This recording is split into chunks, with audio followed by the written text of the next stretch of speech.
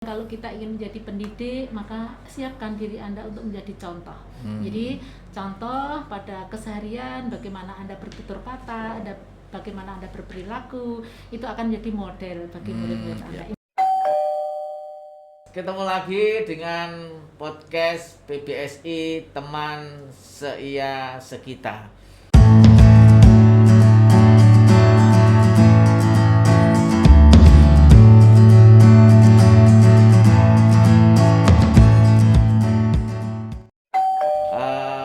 Alhamdulillah pada kesempatan ini podcast PBSI berada di Universitas Veteran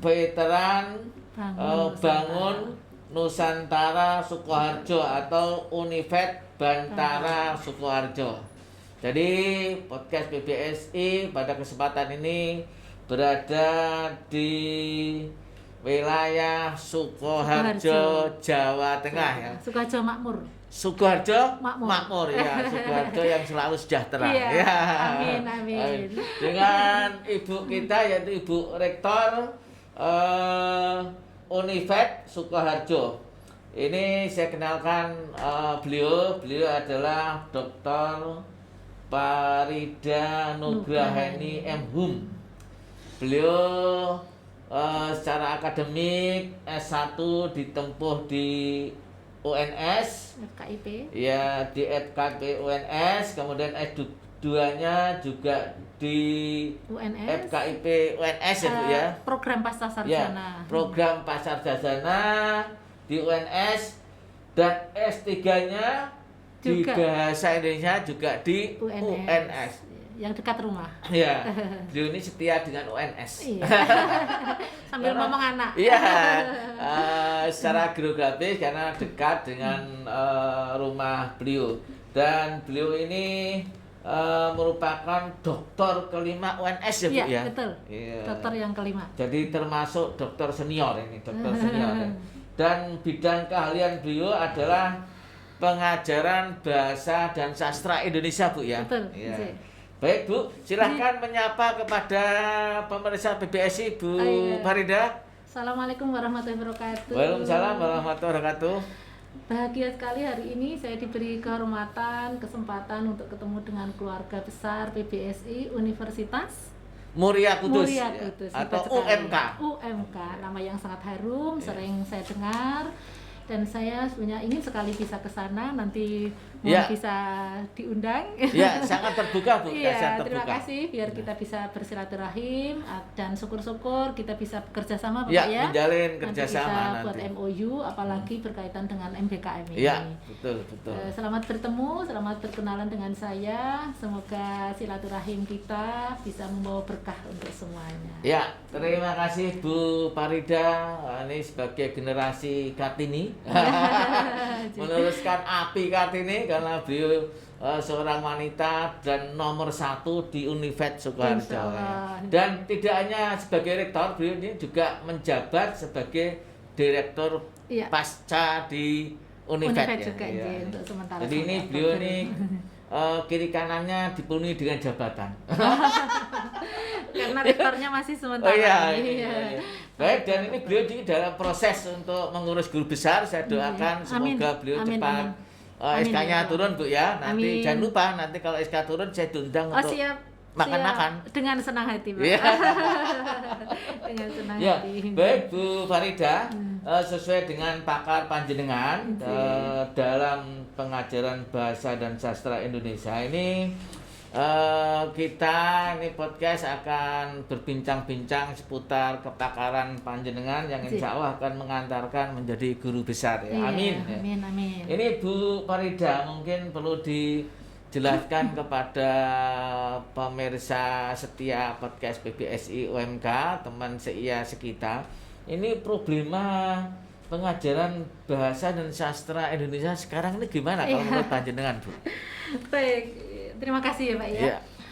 Jadi teman-teman pemirsa semuanya, alhamdulillah saya itu sudah berapa tahun ya menjadi dosen.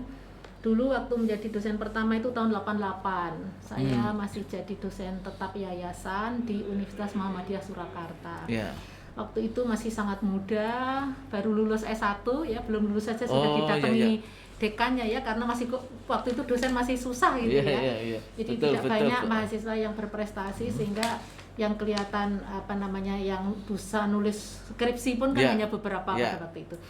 Nah, kemudian saya mengajar di sana.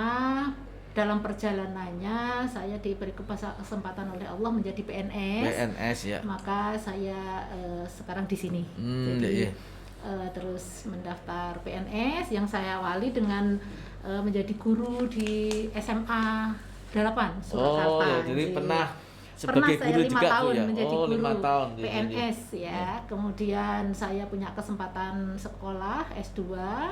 Kemudian saya S2 lalu kembali ke jabatan fungsional akademik saya waktu UMS. Kemudian PNS-nya saya pindahkan ke LLDikti. Kemudian ditempatkan di sini. Pernah sempat di Unwida sebentar, lalu saya minta pindah ke sini yang dekat dengan rumah. Jadi sepanjang hidup saya itu memang banyak bergulat dengan para guru dan calon guru. Kebetulan baru kemarin ya, setelah saya dilantik sebagai PJ Rektor ini, saya lepaskan profesi saya sebagai koordinator PPG dan juga ketua LPD. Jadi LPD itu kepala sekolah yang calon-calon kepala sekolah dan kepala sekolah yang kita berikan penguatan. Kalau PPG kan menyiapkan calon guru ya, profesional. Jadi tiap hari itu berkutatnya adalah bagaimana menyiapkan calon guru. Utamanya tentu saja saya juga fokus ke calon guru bahasa dan sastra Indonesia. Kebetulan sebelum ini memang saya juga dan sampai sekarang masih sebagai direktur pasca yang di sana ada program studi magister pendidikan bahasa Indonesia. Nah, yang kuliah di situ kan semua guru bahasa, Pak. Guru bahasa dan beberapa guru sekolah dasar sebelumnya, tapi yang concern ke bidang bahasa. Jadi kalau melihat pengalaman saya selama ini, saya mengamati, bahkan beberapa kali saya mengadakan penelitian, dan yang terakhir insya Allah nanti akan terbit di Scopus itu yang sudah dalam proses revisi itu, saya mengadakan survei mengenai jadi tentang penanaman karakter melalui bahasa. Nah, itu saya coba melihat seperti apa karakter apa yang diutamakan oleh guru untuk disampaikan kepada murid-muridnya. Kemudian materi sastra apa yang digemari oleh murid-muridnya. Materi sastra apa yang dianggap sulit oleh para guru yang seperti itu. Jadi kita banyak sekali hal-hal yang kita ungkap di sana. Dan sebelumnya ini alhamdulillah saya juga mendapatkan hibah penelitian dari DRPM. Itu saya terfokus pada bagaimana memanfaatkan sastra gitu ya, untuk pendidikan karakter juga, dan juga membantu literasi. Kita tahu toh Pak, sastra itu sering terpinggirkan terus terang begitu. Jadi pandangan orang, bahkan orang tua pun juga kurang bangga kalau anaknya masuk di program sastra, itu karena ketidakpahamannya gitu ya. Maka itu tugas kita untuk bisa memberikan pencerahan. Maka mereka akan bangga kalau anaknya di program IPA kemudian atau di matematika dan seterusnya. Bahasa dianggap kurang ini, padahal kita tahu orang yang sepintar apapun kalau dia sebenarnya tidak menguasai bahasa nggak akan tampak pinternya ya. Satu keuntungan bagi kita kalau kuliah di bidang bahasa itu insya Allah bisa lebih menonjol dibandingkan yang lain ketika memberikan performansi ilmunya kita semua pelajari, tapi bagaimana kita mengungkapkan pendapat, menyampaikan ide gitu ya, bahkan bagaimana menyatakan ketidaksetujuan, menyusun argumen dan semuanya itu sangat penting. Keterampilan itu sangat penting dan tidak dipelajari tampaknya di program studi yang lain. Saya rasakan bahwa kemanfaatan itu saya pelajari di studi saya itu besar sekali, bisa membawa saya menjadi mudah untuk bisa meniti karir, kemudian juga berkecimpung ataupun mungkin di dalam asosiasi untuk juga berkomunikasi dengan banyak orang, itu sangat membantu. Nah, yang kembali kepada problematika problematika tentang pengajaran yang saya amati selama ini, tampaknya memang selain masyarakat itu menganggap sastra itu kurang penting, itu guru-guru sastra tampaknya juga guru-guru yang kita siapkan untuk mengajarkan bahasa di mana include di dalamnya itu sastra, itu kurang siap dalam mengajarkan sastra. Apalagi keberpihakan kurikulum sekarang agak kurang betul, Bapak Dulu pernah ada masanya mata pelajaran itu disebut program studi juga MPBI ya. Sekarang MPBI, Magister Pendidikan Bahasa Indonesia. Padahal dulu kan S1-nya PBSI, sekarang jadi PBI. Ya, betul. Jadi kata sastra itu pun sudah nggak ada. Dilangkan. Di dalam mata pelajaran juga hilang. Sedangkan ketika ada saja, itu sudah menjadi sulit untuk sastra. Apalagi tidak ada. Itu. Jadi yang saya temukan di lapangan, saya sering melihat mahasiswa-mahasiswa saya, baik S1 maupun S2, mereka itu pada umumnya membaca karya sastra itu justru bukan karya sastra yang berat gitu ya. Betul. Ya, bagaimana yang juga disajikan di televisi dan seterusnya kan hanya karya-karya pop, bahkan tidak masuk pop pun yang tidak termasuk kategori sastra yang sering dikonsumsi hari-hari. Nah, selain mereka tidak pernah mengkonsumsi sastra, tidak menggauli sastra, mereka juga tidak mampu membuat karya sastra. Padahal guru yang baik itu sebenarnya kan ya tidak harus menjadi sastrawan ya Pak ya, tapi setidaknya kita mengajarkan puisi ya, kita pernah membuat puisi. Dari pengalaman berproses jadi ada itu karyanya, ada karyanya. Maka karena itu Pak, saya melihat problem itu gurunya ya tidak begitu mengenal sastra, kemudian kurikulum juga kurang berpihak, kemudian sarana prasarana juga minim gitu ya. Tapi di era digitalnya alhamdulillah ya. Bisa leluasa. Saya mencoba untuk memanfaatkan itu, maka saya pernah mengadakan penelitian bagaimana agar anak-anak itu akrab terhadap novel Indonesia. Kalau zaman dulu kita sekolah Pak, tahun berapa sekolah? Saya kuliah itu 81 Bu. Oh, lu lebih senior penjenengan ya? 81. Saya 83. Saya 83. Nah, zaman SMA kita kan sudah mulai ya, Pak, wajib membaca karya sastra. Betul. Jadi dulu pelajarannya bahasa Indonesia itu kemampuan berbahasa, kemudian tata bahasa dan sastra. Dibagi tiga ya. Kalau sekarang kan integratif hanya adanya 4 kesatuan berbahasa itu catur tunggal itu. Nah, dulu ada yang saya ingat, saya kelas 1 itu wajib membaca novel sekian judul. Iya, betul. Kelas 2 sekian judul. Pas SMP sekarang kan tidak ada. Nggak ada ya. Tidak ada. Bagaimana kita bisa menyusun kekuatan untuk bisa mewajibkan anak-anak kita untuk membaca. Nah, keprihatinan saya itu ketika saya tanya pada gurunya misalnya, sudah membaca film sudah membaca novel karya Laskar Pelangi misalnya. Belum, Bu. Padahal filmnya sangat terkenal. Lalu saya berpikir bagaimana ya agar mereka itu dekat dengan novelnya, maka saya mulai dari filmnya. Maka penelitian saya itu menggarap tentang ekranisasi, Pak. Jadi bagaimana memanfaatkan film-film yang basicnya sastra, jadi karya sastra yang sudah di layar lebarkan, itu dipakai sebagai materi ajar sastra, sebagai jembatan untuk menuju teks sastra. Teks aslinya ternyata itu saya teliti, saya implementasikan, saya diseminasikan, itu memiliki hasil yang luar biasa. Jadi ternyata dengan tadinya jadi saya sampai membuat ini Pak CD-nya ya. Jadi saya buat ini materinya, kemudian pertanyaannya dan seterusnya jadi satu paket begitu. Karena guru kan susah ya menyiapkan itu. Tapi sudah saya hakikan. Jadi kalau ada orang yang tertarik kan boleh pakai, tapi itu tetap punya saya. Nah, itu saya cobakan. Dari situ anak-anak itu antusias sekali menonton film Laskar Pelangi itu. Nah, dari situ diberikan tugas untuk membaca novelnya. Jadi dibalik, Pak. Tidak baca novelnya dulu baru filmnya. Tapi dari filmnya dia tahu bagus kan? Bagus, kemudian tertarik. Saya bilang novelnya jauh lebih bagus karena film itu bagaimanapun kan ada yang hilang. Tidak lengkap. Nah, maka dari situlah lari ke novel. Itu yang saya sosialisikan kepada murid-murid saya. Kalau ada kesulitan mengajarkan sastra, cobalah melalui ekranisasi. Banyak sekali kan di sini misalnya Perempuan Berkalung Sorban. Banyak sekali film-film Indonesia dari tahun 20-an ya.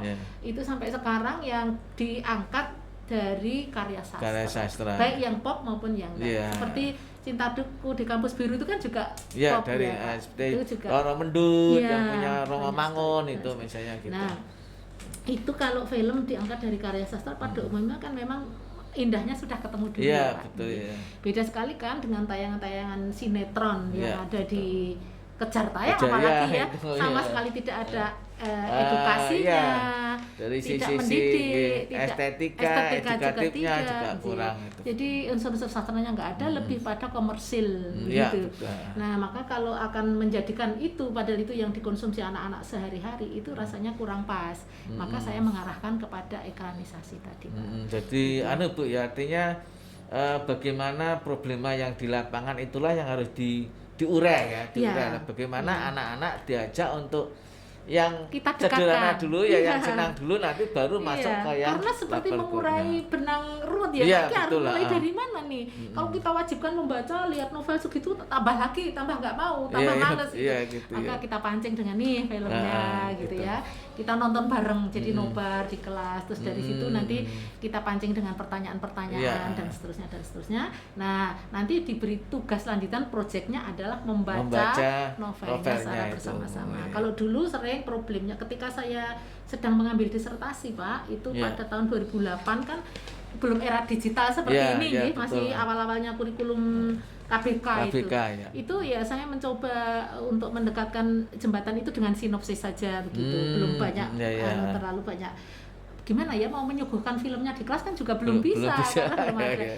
Nah, itu ternyata benturannya adalah nanti tidak mendapatkan dokumen teksnya itu. Iya, Paling punyanya 2 atau 3 Iya, iya. gitu. Nah, kita mandek lah di situ. Nah, sekarang tidak, karena kan novel yang online juga ada banyak, ya, banyak. dan Iya. banyak hal-hal yang bisa dibuka secara gratis yang sudah jadi disiapkan oleh menurut pemerintah saya, itu. dengan adanya itu dan semangat semangat pemerintah Indonesia untuk membuat orang Indonesia itu melek literasi, maka Iya. ini perlu kita manfaatkan, Pak. Semangat ini perlu kita gaungkan lagi untuk iya. para guru, ya, untuk berlomba-lomba untuk bisa bersemangat menyampaikan karya sastra kepada anak-anak. Karena menurut saya bahasa Indonesia itu memang sastra tidak bisa dianggap hanya sepele ya. Di Iya. dalam pembelajaran bahasa itu saya kadang-kadang menempatkan sastra jauh lebih penting Iya, dibanding iya. bahasa itu sendiri. Mungkin karena konsentrasi saya dari Iya, awal iya. seperti itu ya. Jadi kalau saya mengajar, memberikan porsi yang lebih banyak kepada ini. Karena apa? Menurut saya untuk menjadi manusia seutuhnya itu penting sekali, Pak, Iya, melalui iya. sastra. Dan dari saya kan banyak digali berbagai nilai kaitannya betul, dengan yang banyak sekali nilai. pragmatis Dan tentu saja maupun kita yang prihatin ya, Pak, dengan estetis kondisi di misalnya. lapangan Iya, ini. betul. Pemimpin-pemimpin Indonesia banyak yang tidak husnul khotimah. Iya, iya, iya. Mereka banyak yang berakhir di hotel Ah, Prodio. iya. Itu berarti sesungguhnya guru sastra ikut bertanggung jawab. Iya. Jadi pembelajaran sastra yang di sana itu adalah untuk menanamkan ya Iya, nilai-nilai tanpa mengajari, Iya, tetapi menanamkan itu dengan kesadaran ya, dia dalam menikmati ya, bercengkerama dengan sastra itu akan dia bisa memilah, oh ini baik, ini kurang buruk, baik, ya. dan seterusnya, sehingga menjadi nilai-nilai yang diyakini gitu ya. Itu tanpa kamu harus begini, harus begini. Jadi kan menyenangkan ya, Iya. enjoyful. Bagaimana konsep yang selalu saya sampaikan kepada calon kepala sekolah dan kepala sekolah di dalam penguatan kepala sekolah di lembaga pengajar diklat itu ya, Pak LPD Iya. itu, bahwa konsep belajar itu harus student well-being ya. Student well-being itu harus ada. Jadi anak-anak diberikan kesempatan untuk belajar dalam kondisi yang bahagia, gembira, jadi enjoyful, sehingga tidak dirasa bahwa ada sebuah kewajiban, ada sebuah tekanan ya, tapi dia berproses. Apalagi gitu. sebuah Intimidasi ya, itu ya nggak boleh. Nah, itu kan sastra manis banget, Iya, Pak, ya, untuk iya. bisa. Saya tidak menafikan mata pelajaran yang lain, tetapi saya sering masuk untuk membentuk manusia Indonesia yang baik itu dari sastra. Jadi gini ya Bu Parida, barangkali dalam pembelajaran ini selama ini penekanannya lebih ke bahasanya ya, Iya, yang lebih kayaknya. matematis ya, kadang-kadang karena bahasa gurunya itu juga lebih mudah kan mengajarkan Iya, bahasa, iya. ngetesnya juga lebih mudah, karena ukur-ukurannya dirinya pun, jelas ya itu. Karena dirinya pun nggak menguasai sastranya Iya, itu, jadi betul. menghindari. Iya, gitu. Nah ini kiat apa Bu supaya bisa membekali guru-guru yang seperti harapan panjenengan tadi? Ya, itu PR kita bersama, Pak. Saya bersama Saya bersama Mungkin panjenengan. Bu Farida ada kiat-kiat Jadi, khusus iya. nih bagaimana Jadi nih supaya guru bisa menurut saya, jadi ya kurikulumnya memang harus ditata, Pak. Ya, ya, kurikulumnya ya, harus ya. ditata. Sedang kita kan sebetulnya paham di luar sana gitu Ya. ya, nanti di level nasional pun nama-nama sastra yang tidak muncul itu perlu kita perjuangkan untuk muncul kembali. Ya, Jadi ya, nama betul. mata pelajarannya mestinya kan bahasa dan sastra Indonesia, termasuk prodi-prodi ya. Saya kurang sepakat kalau ada FPBS fakultas bahasa, harusnya kan fakultas Ada sastra bahasa. di sana ada Iya, bahasa, bahasa, harusnya ya, gitu, gitu. dibalik begitu. Iya. Kalau sekarang kan fakultas bahasa di dalamnya ada sastra, Sastra, ya. gitu Pak. Nah, ada yang seperti itu. Jadi nama prodinya pun menjadi bahasa. Itu akan memberikan image dan menggiring pikiran orang bahwa bahasa itu sastra tidak ada Ya, di ada, dalamnya, ya. atau hanya titipan lah. Ya. Kalau titipan itu mungkin ya kalau yang dititipi mau atau Kalau ingat, ya. gitu. Jadi sebaiknya hubungan Muncul. suka akhirnya ya. Jadi menurut Itu. saya sebaiknya itu muncul lagi. Nomenklatur itu Ya, muncul ya, lagi. betul. Setiap kali ada seminar, setiap kali ada pertemuan, baik di level manapun Pak yang sempat menyertakan saya selalu menyuarakan ini. Ya, ya, betul, Saya betul. kepingin nama sastra itu tetap muncul. Ya. Itu yang pertama, karena secara legal formal itu penting, akan Iya. memayungi dan biasanya akan mempengaruhi gerak. Ya, betul. Langkah itu. Jadi kembali ke kita Bu ya. Iya. Dulu namanya Iya. Pendidikan Bahasa Iya. dan Sastra Iya, Indonesia betul. ya. Itu harus Kenapa ada yang terganggu ya Pak dengan itu? Iya, iya. Sehingga Iya. nama sastranya menjadi hilang. Nah, Saya tidak tahu asbabun nuzulnya seperti Iya, apa, iya, kenapa itu bisa ya. seperti itu. Nah, sebaiknya ya kita berdoa saja, semoga perjuangan pasti kan kita melalui asosiasi ada asosiasi, ya, itu. yang kita sekarang insya Allah sudah juga marwahnya semakin semakin menggaung. kuat, ya, betul Ya, ini nanti melalui Kongres Bahasa sempat juga kita sampaikan ini. Ya. Semoga nanti gayung bersambut kita Oh, tetapi ya. yang di dalam kita sebagai pelaku-pelaku Pak, bagaimanapun guru-guru yang ada di luar kan menjadi tanggung jawab kita. Iya, gitu ya. Menjadi seperti apa muridnya itu juga tergantung gurunya. Mau ada nama sastra mau enggak, kalau gurunya ngajarkan kan Nah, akhirnya iya, dapat. betul lah. Itu jadi memang kita harus mempersiapkan mahasiswa kita untuk juga gemar dulu. Ya, Mahasiswa kita ya. gemar dulu dengan sastra. Maka saya di dalam di perguruan tinggi saya ketika saya mengajarkan misalnya kritik sastra atau mungkin kajian bahasa dan sastra, itu saya sering nonton bareng dengan mahasiswa. Iya. Karena saya suruh baca gitu, belum Bu, waktunya Iya, iya. apalagi yang S2 itu kan guru-guru kepala Iya, sekolah iya, nggak punya biasanya. waktu dia. Nah, udah kalau gitu kita nonton Iya, saja betul. filmnya. Saya nonton bareng. Udah tahu loh kayak gitu tuh. Indahnya di sini-sini. Terus nanti baru situ coba tolong kaji saya.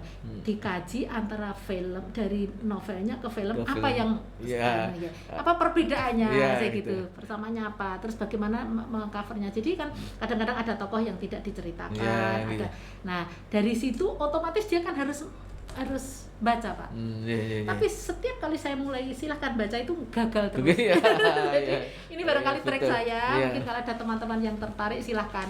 Jadi saya selalu berangkat dari filmnya. Karena kayaknya masyarakat kita itu dengan film itu sangat familiar. Iya. Bisa ditonton kapan saja Pak, Iya. melalui HP, ya kan? Iya. Lagi naik kereta dari Bisa mana-mana tonton, sambil nunggu antrian tonton gitu ya. Iya. Sehingga itu sangat menyenangkan. Dan nilai hiburannya kan tinggi Iya, kalau film itu betul. jadi lebih familiar ya. Iya, dan Itu. film-film ekranisasi yang diangkat dari sastra itu memang betul-betul beda. Iya, Biasanya pemainnya pun orang-orang yang memang Iya, berkualitas. artinya Sutradara- castingnya Iya. itu betul-betul Tidak. diperhitungkan ya. Enggak apa ya, Nggak enggak asal. kacangan, enggak Iya, nggak asal ya, gitu, biasanya gitu, Bu.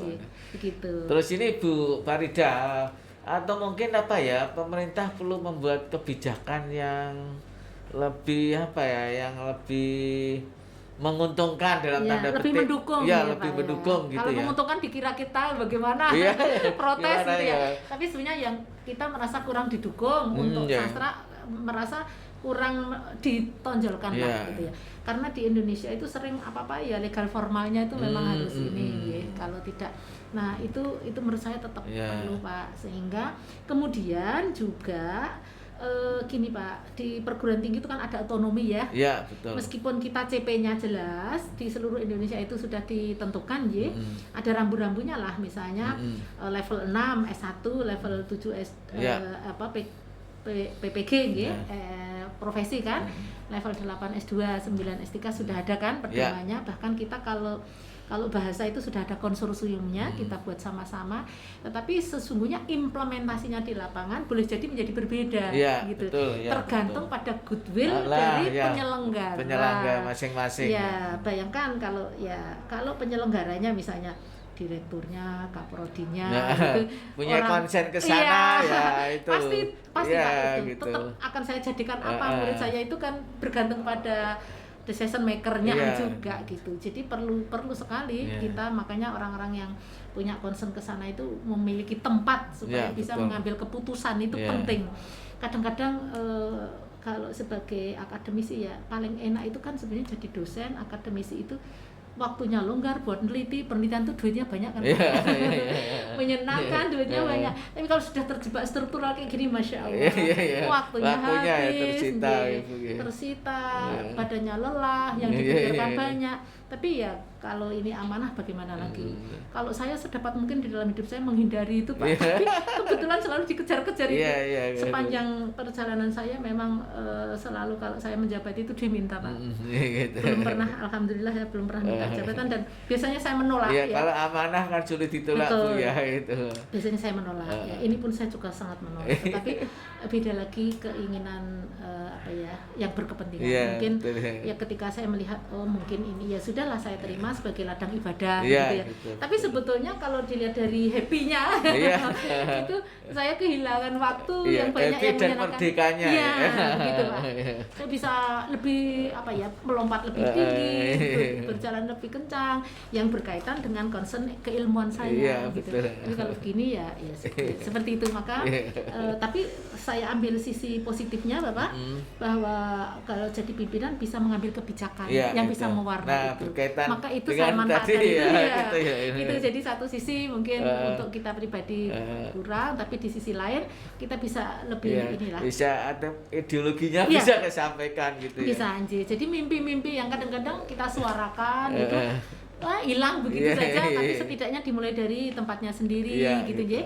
Nanti terus kita bertemu di asosiasi dan nanti menyebar ke kiri ke kanan gitu Jadi ketika saya bertemu misalnya kan kalau PPG itu dulu koordinator kan seluruh Indonesia sering kita pertemuan itu hal-hal yang seperti itu saya gaungkan juga, termasuk nanti tesnya yang harusnya seperti ini itu saya sampaikan.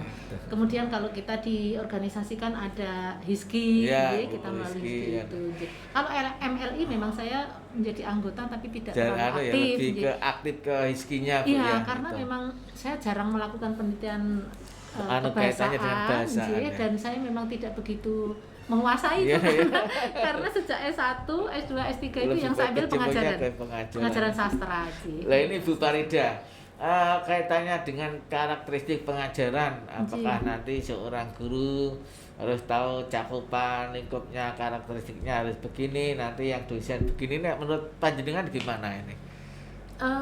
Karakteristik bagaimana maksudnya? Karakteristik pengajaran bahasa dan sastra untuk SMA itu seperti ini loh. Kalau untuk mahasiswa seperti ini loh misalnya gitu. Sebetulnya pengajaran bahasa di SD, SMP, SMA dan perguruan tinggi kan itu sebuah berlanjutan ya Pak. Harus terus nyambung gitu. Jangan sampai visinya itu berbeda kan gitu. Nah, kita semua harus sepakat bahwa melalui bahasa itu banyak kompetensi yang akan ditunjang gitu. Itu kalau saya pikir gitu ya, itu boleh jadi menjadi satu kehormatan karena semua ilmu harus dipelajari melalui bahasa Indonesia. Tapi boleh jadi loh kok bahasa tidak dipelajari sebagai ilmu, hanya sebagai alat kan begitu. Ya kan Pak. Nah, jadi dari ini paradigma ini di kurikulum yang bahasa Indonesia tidak dipelajari tetapi dianggap sebagai alat untuk masuk ke dalam ilmu pengetahuan, ini tinggal kita paradigma ini tinggal kita bagaimana mengimplementasikan. Boleh jadi kita mengatakan lah berarti orang tidak menguasai bahasa tidak bisa menguasai ilmu-ilmu gitu. Jadi menguasai bahasanya dulu meskipun tidak dipelajari sebagai ilmu pengetahuan, tapi ini sebagai alat untuk memahami ilmu pengetahuan. Jadi kalau tematik kan seperti itu kan, sebetulnya di pelajaran di SD itu. Nah, nanti kalau kita belajar konten keilmuannya kan misalnya di PBSI karena calon guru bahasa otomatis sudah belajar ke sana. Tapi kalau di SD, SMP, SMA kan dipelajarinya sebagai alat untuk memahami ilmu pengetahuan. Ini kaitannya nih pesan Bu Pak Farida untuk kaitannya dengan mahasiswa bahasa dan sastra gimana ini Bu? Mahasiswa bahasa dan sastra ya, saya ucapkan selamat untuk yang memilih itu ya.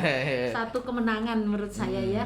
Saya rasakan sendiri bahwa ternyata untuk menjadi sukses itu sesungguhnya tidak diperlukan orang yang sangat cerdas, tidak cukup biasa-biasa saja ya, tidak harus paling yang juara yang ini, tetapi bagaimana orang yang mampu mengekspresikan dirinya dengan baik. Nah itu biasanya kayak gitu tuh kemenangannya dimiliki oleh orang-orang bahasa, karena diajari kan di kita bagaimana mengorganisasikan pikiran dengan runtut, sistematis, sehingga kalau bicara itu kelihatan enak, bisa diikuti. Yang susah bisa kelihatan menjadi gampang, yang ruwet bisa menjadi terurai gitu ya. Kemudian juga gaya bahasa tubuh itu juga otomatis harus mengikuti ketika kita berbicara. Organisasi pikiran juga tertata, diksi juga kita belajar banyak, sehingga diksi yang sedikit bergeser gitu aja mungkin ada persamaan tapi jadi nilai rasanya berbeda. Nah itu kelebihan dari orang mahasiswa bahasa. Maka ketika kita sering mengikuti seleksi, tes dan seterusnya kan kita pasti akan presentasi gitu ya. Bagaimana menjawab pertanyaan dan seterusnya. Nah ini untuk yang jurusan bahasa memiliki 1 poin lebih baik ya, mestinya dibandingkan dengan yang lainnya. Tinggal bagaimana kita belajar. Kalau ilmu apapun sebenarnya kan dipelajari itu mudah ya kan? Tetapi yang keterampilan itu tidak mudah karena harus dipraktekkan. Nah ini jadi saya ucapkan selamat ya, dan tentu saja Anda punya peluang yang besar untuk menjadi orang besar dan orang sukses ya melalui pintu belajar bahasa itu. Nah kemudian untuk yang calon-calon guru ya saya titip misi Anda bahwa sesungguhnya apapun yang kita lakukan kepada anak-anak itu kan intinya ingin mendidik mereka menjadi manusia yang seutuhnya ya. Manusia Indonesia yang berkarakter ya, berkepribadian yang baik. Nah itu sebetulnya bisa dicapai melalui banyak mata pelajaran, tetapi bahasa dan sastra itu mempunyai peluang yang amat besar selain ilmu agama tentunya ya. Nah kalau agama itu berupa doktrin-doktrin ya, sebuah satu nilai-nilai yang harus sedangkan melalui sastra sebetulnya kan melalui sesuatu yang indah, yang menyenangkan, tidak berasa bahwa itu sebuah keharusan tapi mengolah rasa. Nah itu yang Anda jangan sampai lupakan. Jadi utamanya mengajarkan bahasa dan sastra adalah membentuk karakternya, jangan lupa itu, supaya nanti Indonesia ini ke depan banyaklah orang-orang yang memang mempunyai kepribadian yang baik gitu. Selama ini kayaknya sih Indonesia ini sudah banyak orang pintar, cerdas, sekali, tapi tidak pandai bekerja sama, tidak pandai menghargai orang lain. Komunikasinya juga akhir-akhir ini kasar-kasar. Lihat Bapak kalau ada debat, Masya Allah. Saya bilang ini belum belajar bahasa ini.